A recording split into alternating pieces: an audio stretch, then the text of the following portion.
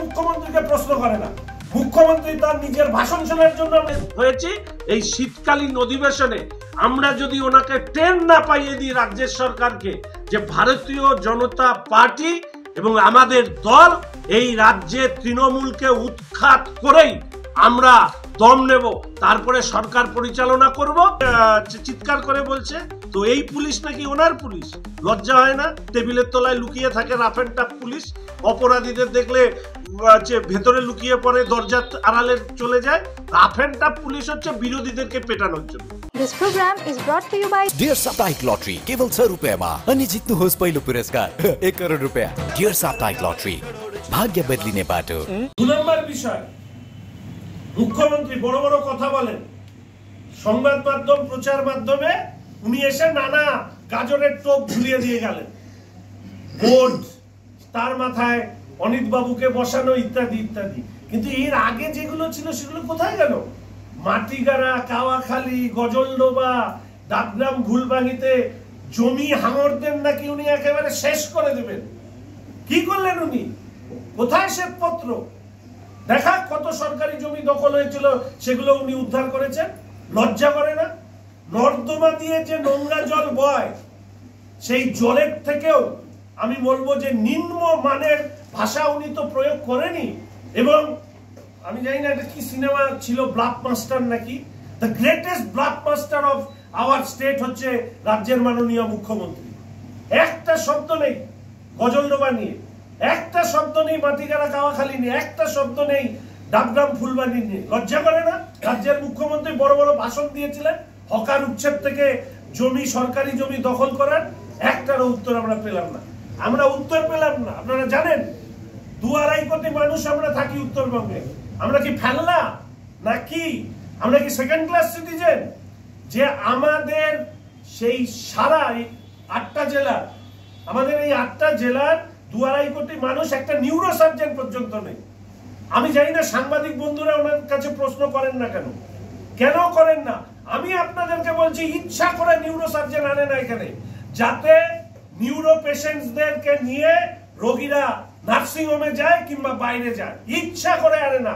আজকে যতজন neuro patient এই সময় মারা গেছে, তাদের হত্যার জন্য দায়ী হচ্ছে রাজ্যের সরকার। রায়গঞ্জে এক পেশেন্ট, আপনারা টিভিতে দেখেছেন, এটা তো টিভি দেখায় বলে তাও জানি, নিয়ে গেছে এসএসকেএম, পিজি ইত্যাদি ঘুরিয়ে, তারপরে পেশেন্টটা মরেই গেল। নিউরো সার্জনের দরকার কেন? একজনও কেউ মুখ্যমন্ত্রীকে প্রশ্ন করে না।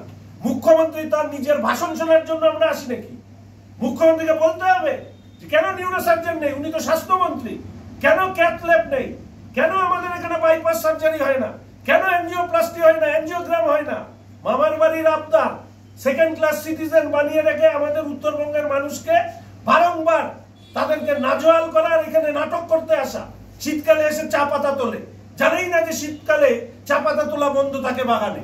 একজন মিথ্যেবাদী, মিথ্যুক, নির্লজ্জ দোকান কাটা সরকার, সেই সরকার বারবার করে আমাদেরকে বোকা বানাচ্ছে।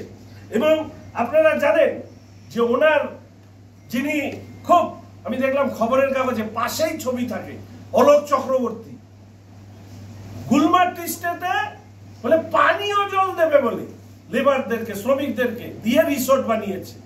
প্রতিবাদ করে বন্ধ হয়েছে।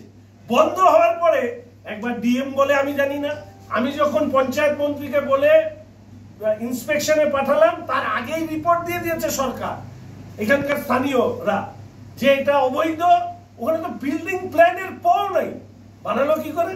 জল দেওয়ার নাম করে শ্রমিকদের, মানে টি গার্ডেনের জমি তো চা বাগানের মালিকের লিজ দেওয়া জমি, সেই জমি টি গার্ডেনের তিনি কি করে নিজের নামে করলেন বা তার মেয়ের নামে করলেন? আজ পর্যন্ত সেই টি গার্ডেনে এই রিসোর্ট ভাঙা হয়নি। আর আমার নামও শঙ্কর ঘোষ।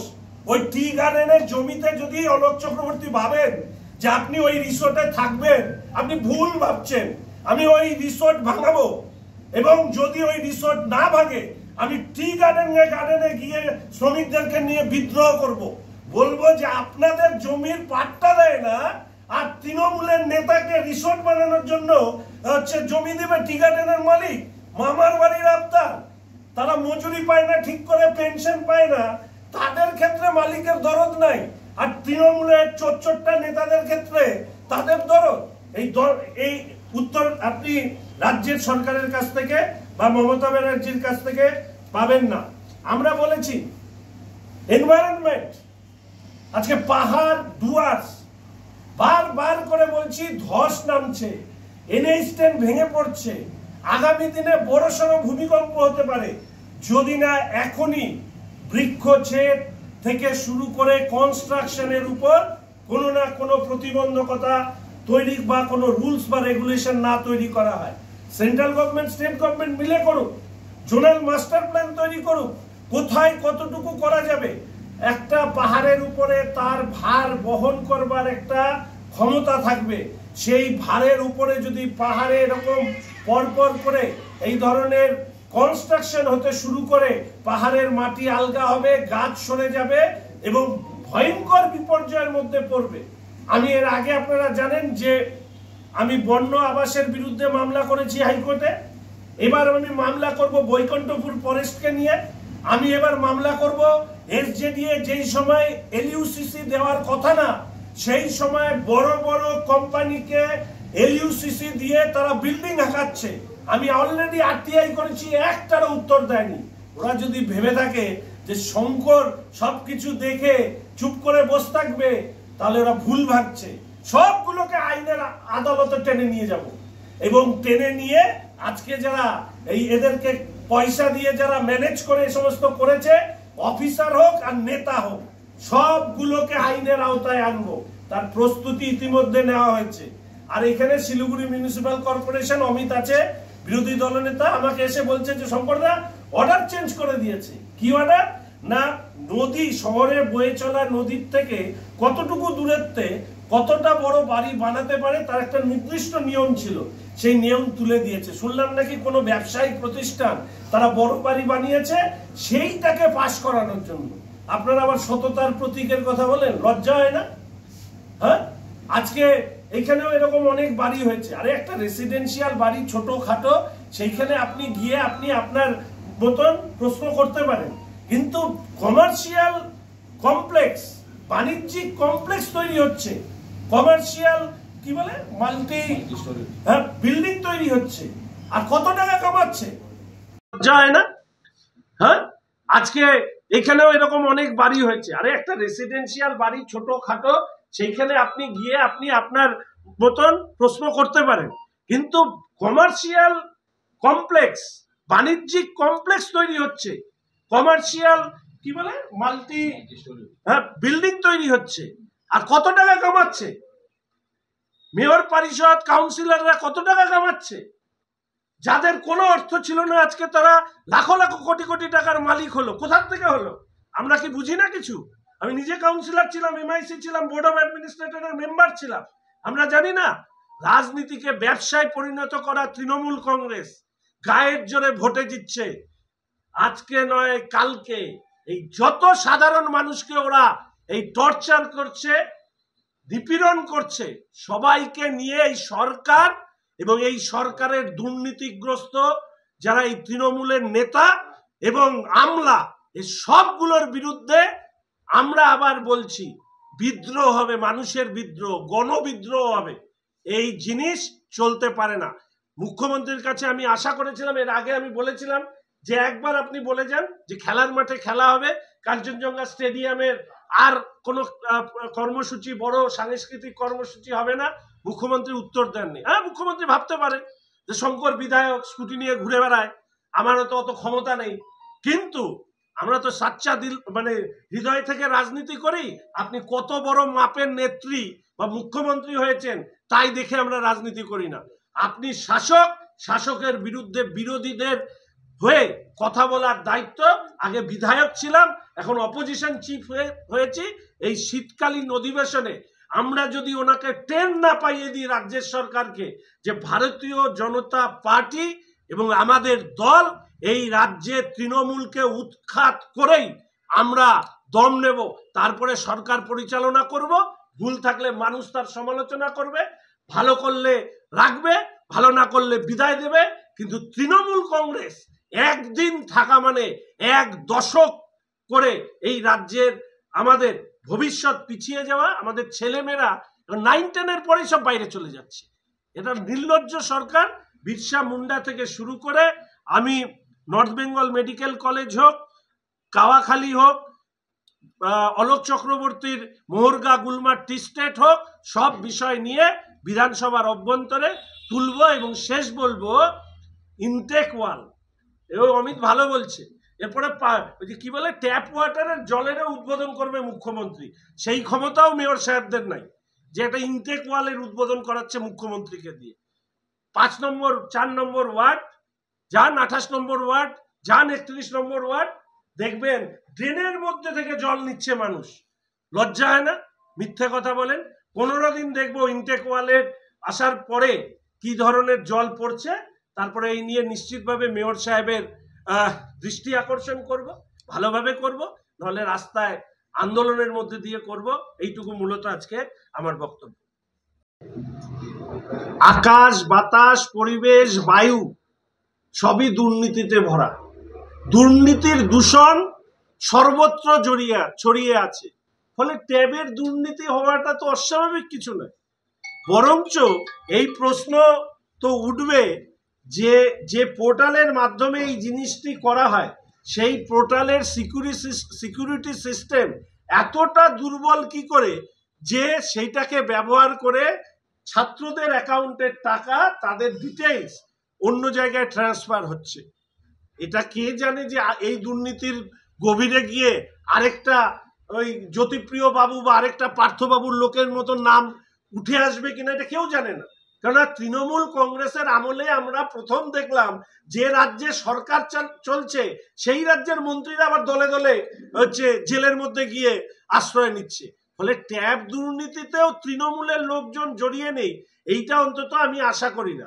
আর মুখ্যমন্ত্রী নাকি বলেছেন যে ওনার পুলিশ নাকি ভয়ঙ্কর পুলিশ, এই রাফ অ্যান্ড টাফ পুলিশ। তো মহারাষ্ট্র গুজরাটেরটা মহারাষ্ট্র গুজরাটকে ভাবতে দিন। আর ওনার তো সর্বভারতীয় পার্টি, তৃণমূল কংগ্রেস সর্বভারতীয়, তো আঞ্চলিক না। তো মহারাষ্ট্রের তৃণমূল কংগ্রেসের সর্বভারতীয় পার্টির সর্বভারতীয় দল মহারাষ্ট্র আর গুজরাটে আন্দোলন করুন। উনি যে রাজ্য চালান ওখানে কেন ঘটছে সেইটা বলুন যে ওনার এই রাফ অ্যান্ড টাফ পুলিশের যে মাথা, পুলিশ কমিশনার বিনীত গোয়েল, তার নাম যে সঞ্জয় বাবু বলা তো উচিত হবে না, এই ধরনের অপরাধী, সে যে 50 বার করে চিৎকার করে বলছে, তো এই পুলিশ নাকি ওনার পুলিশ।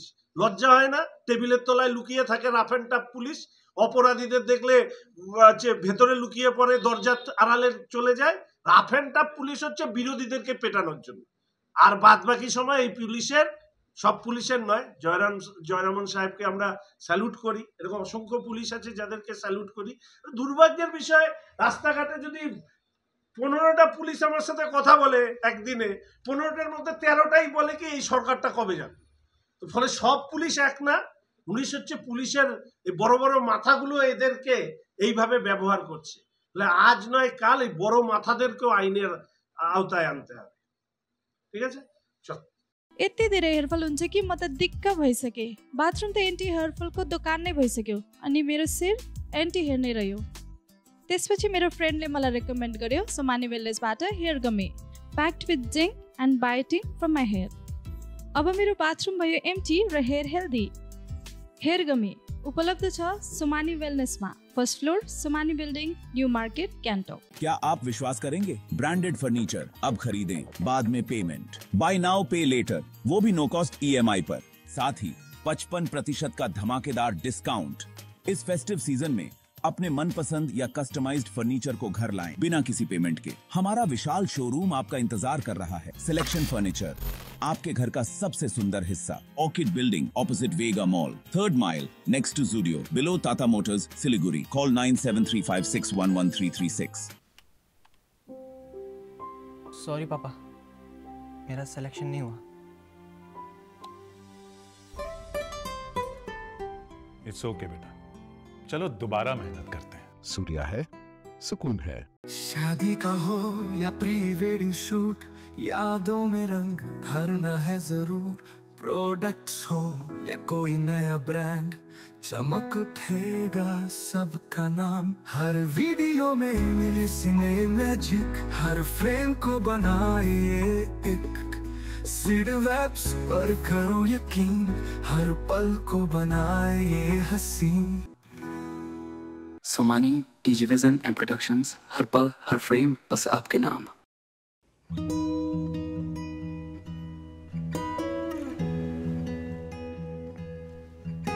समय में रोपे को बिरु वाले बेला बेला मलजल पाए, एक दिन रुख भएर फल फूल दिन्छ।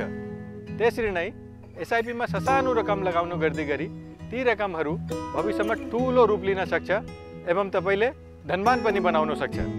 घर बनाउन, उच्च शिक्षा लिन, सुख साधन किन्न, सम्मानित रिटायरमेन्ट जीवन जिउन, होसमा जोश मिलाई एसआईपी में लगानी गरी भविष्य बनाउनुहोस्। म्यूचुअल फंड निवेश बाजार के जोखिमों के अधीन है। योजना से जुड़े सभी दस्तावेजों को ध्यान से पढ़ें। नमस्ते मैम। हाँ, डाइनिंग टेबल? जी मैम, आइए बैठिए मैम। सच में श्रुति बहुत बढ़िया है, एकदम जबरदस्त। सच में बहू मान गए। Very good mom. और भी ऑप्शंस है मैम। हाँ? सोफा? जी मैम। हाँ? श्रुति, क्या सोफा है? और भी ऑप्शंस है मैम।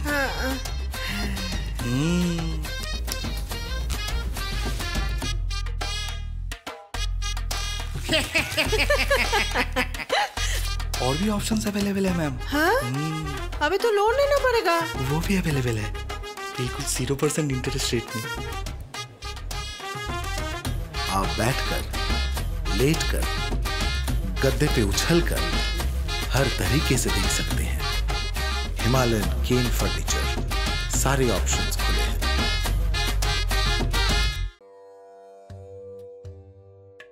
गुरुजी, मैं करोड़पति कब बनूंगा? बताता हूँ, पहले 500 दो। लो, इनको क्यों 500 दे, जब आप सिर्फ 6 रुपये में करोड़पति बन सकते हैं। कैसे? डियर लॉटरी से। Dear lottery? मैं भी खरीदूंगा। जी हाँ, Nagaland state dear government lottery आपको करोड़पति बना सकती है। ये टिकट आपके सपनों को साकार कर सकती है, और वो भी सिर्फ 6 रुपये में। Nagaland state dear government lottery, घर घर डियर, डियर ही dear. Dear lottery. Why do 90% of Darjeeling visitors rave about Glenaries? Let's find out. Welcome to Glenaries in Darjeeling. Since the British Raj, this iconic bakery has been delighting generations with its exquisite confections. Imagine biting into a pastry that whispers tales of colonial elegance. From their famous pastries to artisanal breads, every bite is a taste of Darjeeling's rich heritage. Step inside and you're greeted with unmatched hospitality and timeless recipes. It's more than just food. It's a delightful experience wrapped in history. So, whether you're a travel enthusiast or a history buff, Glenaries is a must visit. Glenaries, where every moment is a taste of history. Visit us today and savor Darjeeling's oldest confectioners. Glenaries, taste the legacy.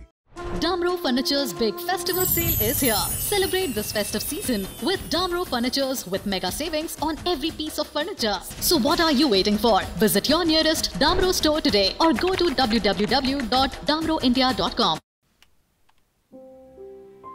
Sorry पापा, मेरा selection नहीं हुआ। It's okay बेटा, चलो दोबारा मेहनत करते हैं। सूर्या है, सुकून है।